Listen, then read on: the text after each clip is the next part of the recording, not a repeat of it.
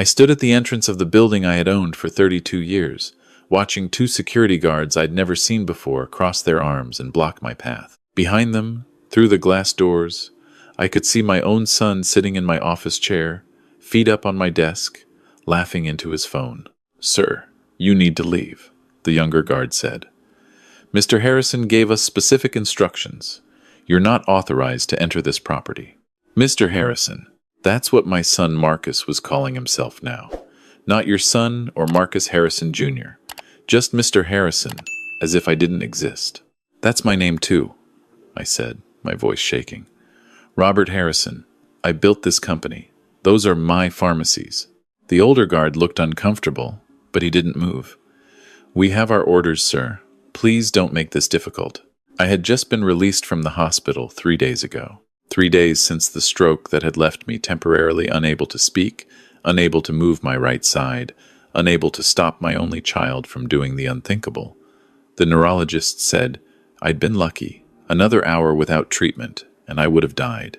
But standing there, being turned away from everything I'd built, I wondered if lucky was the right word. I pulled out my phone with my left hand, still shaky, and made one call. Just one. The same call I'd made 27 years ago when I'd started Harrison Family Pharmacy with a single location and a dream. "Tom? It's Robert. Remember that plan we discussed? The one I hoped I'd never need?" There was a pause. Then my lawyer's voice came through, grim but determined. "I'll be at your house in 20 minutes. Don't go anywhere near the business until I get there." I looked back at the guards, at my son through the window, still laughing.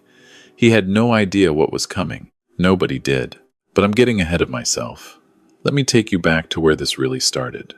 My wife, Catherine, and I opened our first pharmacy in 1,993 inches, a small strip mall in Columbus, Ohio. I'd been a pharmacist for 10 years, working for the big chains, watching them treat customers like numbers and employees like replaceable parts. Catherine was a nurse, and together we saw how healthcare should be: personal, caring, built on relationships. We took out a second mortgage on our house, borrowed money from Catherine's father, a stern man who made it clear this was a one-time offer.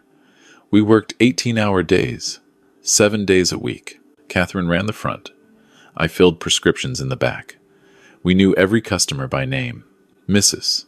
Patterson and her diabetes medication, young Joey Chen, who needed his asthma inhaler, the Williams family with their 3 kids, who seemed to have ear infections constantly. When Marcus was born in 1995, we brought him to the pharmacy in a bassinet. He grew up in those aisles, doing homework at the counter, helping stock shelves as a teenager, learning the business from the ground up. Or so I thought. By 2010, we had expanded to 5 locations across Columbus. Catherine managed operations. I oversaw clinical services, and Marcus, fresh out of business school, joined us as director of expansion. That's when he met Nicole. She walked into our Westerville location looking for a job as a pharmacy technician. 24 years old, blonde, beautiful, with a smile that could sell ice to an Eskimo. She had the credentials, passed the interview, and started the next week. Within a month, she and Marcus were dating. I should have seen the red flags then. The way she asked detailed questions about our revenue, how she wanted to know about our ownership structure, our expansion plans, our succession planning. Catherine noticed it too. "She's not asking because she cares about the business," Catherine told me one night. "She's calculating something." But Marcus was in love. When he proposed after 6 months, we raised our concerns gently. Too gently. "Dad, you don't know her like I do," Marcus said. "She's ambitious, she's smart, and she believes in what we're building." They married in 2011, a small ceremony, which suited us fine. Nicole's parents didn't come. Something about a falling out she never fully explained. Another red flag I ignored. For the next few years, things seemed fine. Marcus and Nicole worked hard. We expanded to 12 locations. Marcus handled acquisitions, Nicole moved into marketing and community outreach. They bought a house in Upper Arlington, one of Columbus's nicest suburbs. Started talking about grandchildren. Then Catherine got sick. Pancreatic cancer, stage 4. diagnosed in December 2019. The doctors gave her 6 months. She lasted 8, fighting every day, never complaining, still trying to work even when the pain was unbearable. Marcus visited, but not as often as I expected. He was busy with a big acquisition deal, he said. Nicole came even less, always with an excuse about marketing campaigns or community events. I was too devastated to push back, too focused on making Catherine's last months as comfortable as possible. Catherine died on August 15th, 2020, in our bedroom, holding my hand. Her last words to me were, "Watch Marcus. Something's changed in him. Promise me you'll protect yourself." I promised, not really understanding what she meant. I was drowning in grief, barely functional. The funeral was small due to COVID restrictions. Marcus gave a beautiful eulogy. Nicole stood beside him, looking appropriately sad. I cried through the entire service. 2 weeks after the funeral, Marcus called and asked to meet at his house. He had some ideas about the business he wanted to discuss. I went, hoping for connection, for shared grief, for the son I remembered who used to bring me coffee without being asked. Instead, I found an ambush. Marcus sat me down in his living room. Nicole stood behind him, arms crossed. On the coffee table was a stack of papers. "Dad, we need to talk about your capacity to run the business," Marcus began. "You're 64 years old. Mom's death has obviously affected you deeply. You've been making mistakes." "What mistakes?" I asked, confused. "You approved the wrong insurance claim last week. You've been late to meetings. Staff members have complained about your confusion." None of this was true. I'd been meticulous, if anything, throwing myself into work to avoid thinking about Catherine. "Marcus, I don't know what you're talking about." He slid the papers toward me. "We've had you evaluated by a geriatric specialist. These are the results. Early signs of cognitive decline. We think it's time for you to step back. Let me take over as CEO while you're still healthy enough to enjoy retirement." I picked up the papers with shaking hands. They were from a doctor, Richard Clemens, someone I'd never met, claiming I'd undergone extensive cognitive testing that revealed significant impairment in executive function and decision-making capacity. "I never saw this doctor," I said. "I never took these tests." "You did, Dad. 3 weeks ago. You probably don't remember. That's part of the problem." Nicole finally spoke up. "Robert, we're trying to help you. We don't want you to embarrass yourself or damage everything you and Catherine built. Sign the papers. Marcus is ready to take over. You've earned your rest." Something in her voice, the slight sneer on "earned your rest," made Catherine's warning flash through my mind. "I need to think about this," I said, standing up. Marcus's face hardened. "There's nothing to think about. Either you transition peacefully, or we'll have to pursue a conservatorship. We have the medical evidence. We have testimony from staff members. We're trying to let you keep your dignity here." I left without signing anything. Drove home in a daze. Sat in the empty house, Catherine's presence everywhere, her warning echoing. That night, I called Tom Bradford, the attorney who'd helped us structure the business from the beginning. I told him everything. "Don't sign anything," Tom said immediately. "And Robert, get yourself to a real doctor tomorrow. Get your own cognitive testing done. I have a feeling that report is fraudulent." The next morning, I saw Dr. Sarah Kim, my longtime physician. She ran every cognitive test available. The results came back perfect. No impairment whatsoever. She also made some calls and discovered something interesting. Dr. Richard Clemens had his medical license suspended 2 years ago for insurance fraud. The signature on my evaluation was from a man who couldn't legally practice medicine. I met with Tom that afternoon. We spent 4 hours going over every document related to Harrison Family Pharmacy. What we discovered made my blood run cold. Over the past 18 months, Marcus had been systematically positioning himself to take over. He'd had vendors start sending contracts to him instead of me. He'd changed banking signatures at 3 of our locations. He'd even filed paperwork with the state attempting to register himself as the primary owner, though thankfully that hadn't been processed yet. "He's been planning this since before Catherine died," Tom said quietly. "Robert, I think we need to assume the worst. He's not going to stop. What do I do? Tom leaned back in his chair. Remember when we set up the business structure? We created an irrevocable trust to hold the majority ownership. Catherine was the co-trustee with you. When she died, the trust terms required you to name a successor trustee within 90 days. I nodded slowly. I never got around to it. I was going to ask Marcus. Don't. Here's what I propose. Tom laid out a plan. It was bold, it was risky, and it would probably destroy my relationship with my son forever. But it would also protect everything Catherine and I had built. 3 days later, I filed the paperwork. The successor trustee of the Harrison Family Pharmacy Trust was no longer going to be Marcus Harrison. It was the Columbus Community Foundation, a well-respected nonprofit organization. Effective immediately, all major business decisions required their approval. I remained as CEO, but the ownership was now untouchable. I didn't tell Marcus. I wanted to see how far he would go. I didn't have to wait long. On September 15th, 2020, exactly 1 month after Catherine's funeral, I had a stroke. I was at home, alone, watching television. One moment I was fine. The next, the entire right side of my body went numb, and I couldn't form words. I managed to press the emergency button on my phone before I collapsed. The paramedics found me unconscious. I woke up in Ohio State Stroke Unit 36 hours later. The doctors said I'd been incredibly lucky. They'd been able to administer clot-busting drugs in time. I would recover, but it would take weeks, maybe months of rehabilitation. Marcus and Nicole showed up at the hospital the next morning. I was still struggling to speak, could barely move my right arm.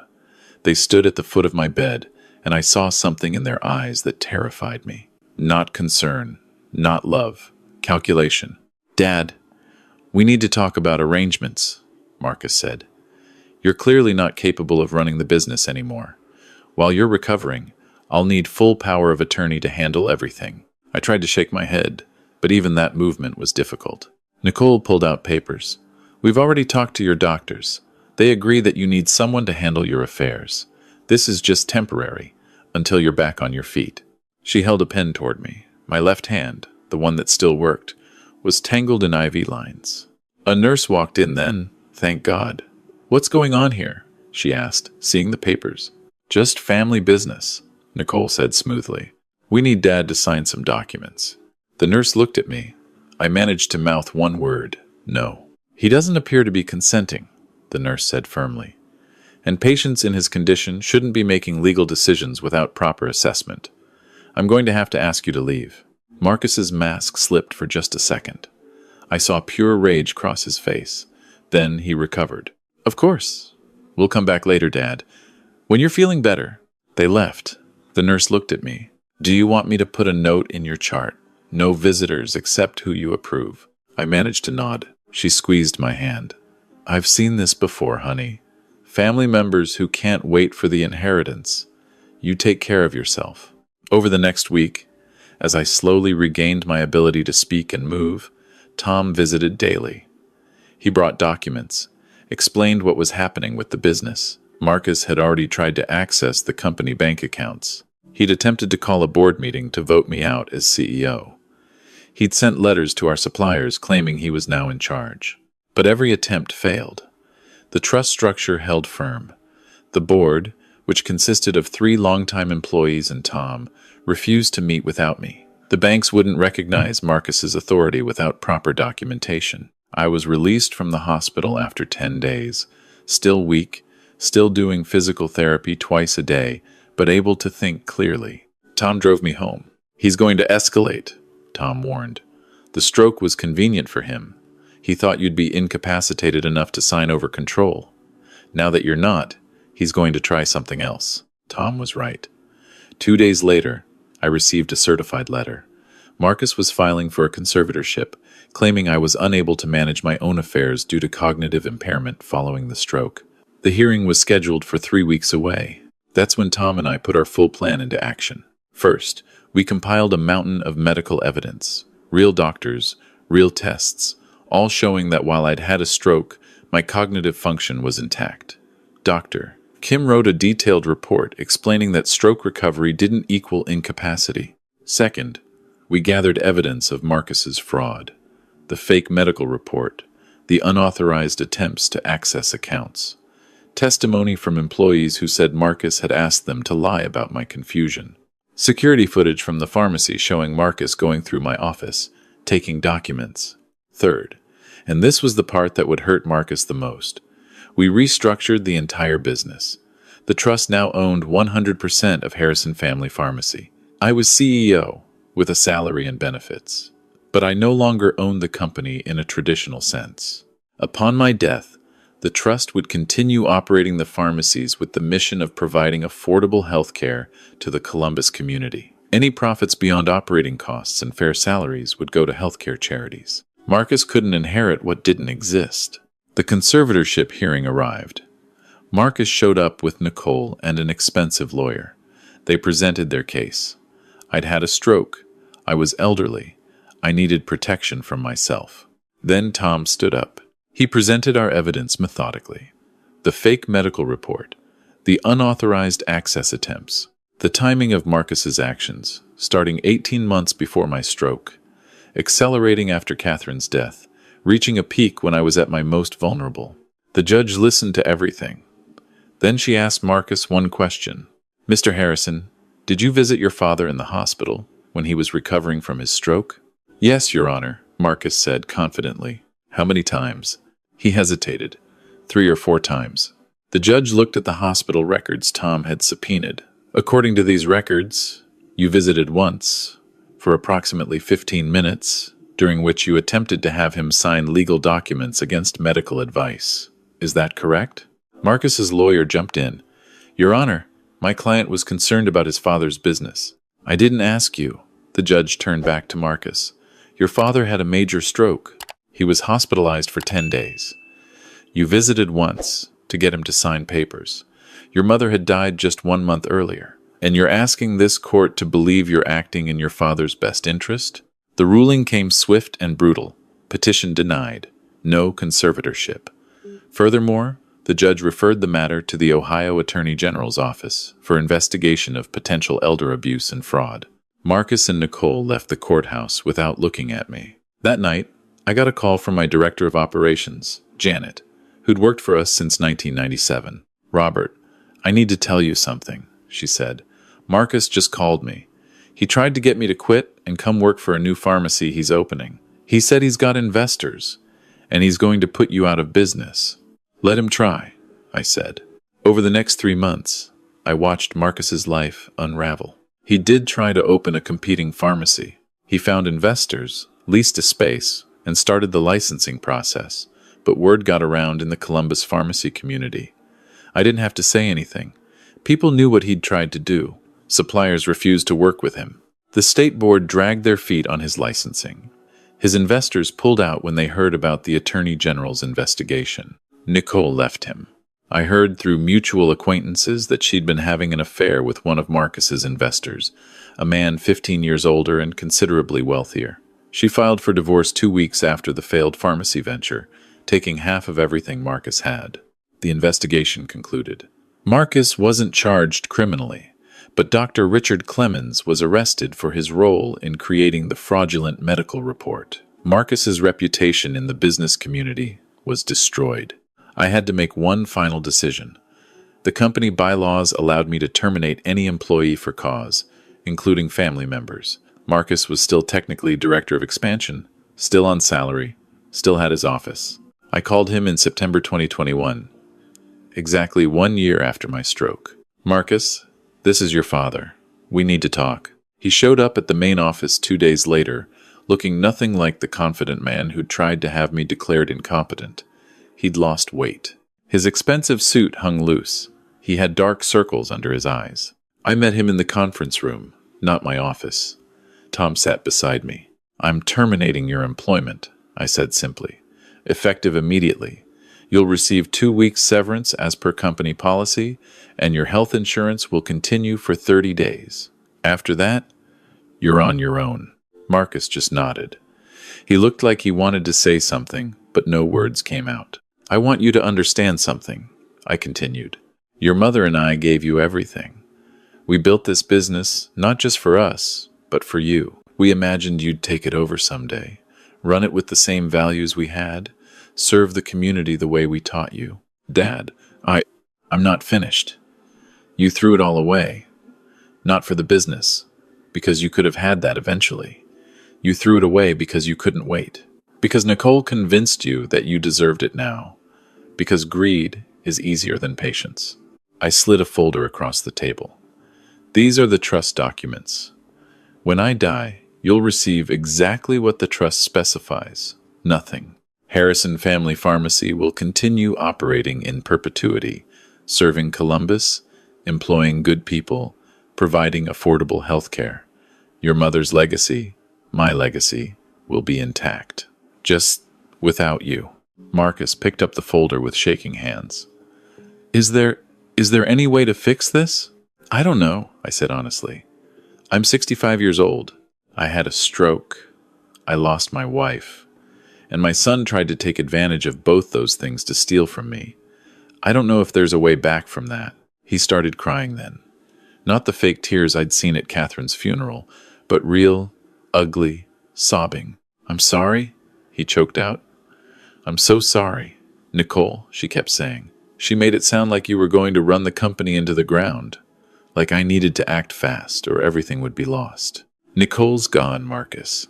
She left you the moment the money dried up, and you let her turn you against your own father. He nodded, unable to speak.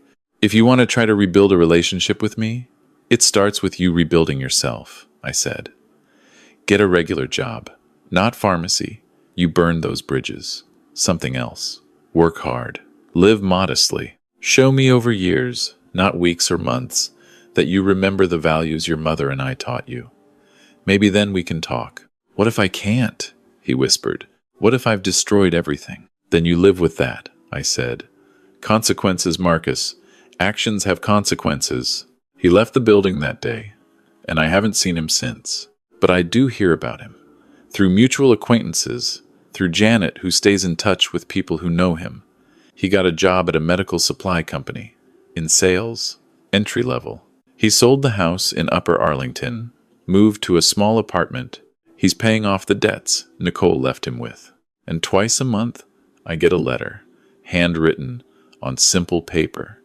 Marcus doesn't ask for forgiveness. He doesn't beg to be reinstated. He just tells me about his life, the lessons he's learning, the therapy he's going to, the 12-step program for family relationships he found. I haven't responded to any of them, but I keep them in a drawer in my desk. All 43 of them so far. My physical therapist says I've made a remarkable recovery. I can walk without assistance now. My speech is back to normal. I still run Harrison Family Pharmacy, with Janet as my COO, and a succession plan that ensures the company's mission continues long after I'm gone. We've opened 2 more locations since my stroke, both in underserved neighborhoods, both with sliding scale payment options for uninsured patients. That's what Catherine would have wanted. I'm 66 now. I think about mortality more than I used to, about legacy, about what it means to build something that lasts. Sometimes people ask me if I'll ever forgive Marcus, if I'll ever bring him back into the business, back into my life. I tell them the truth.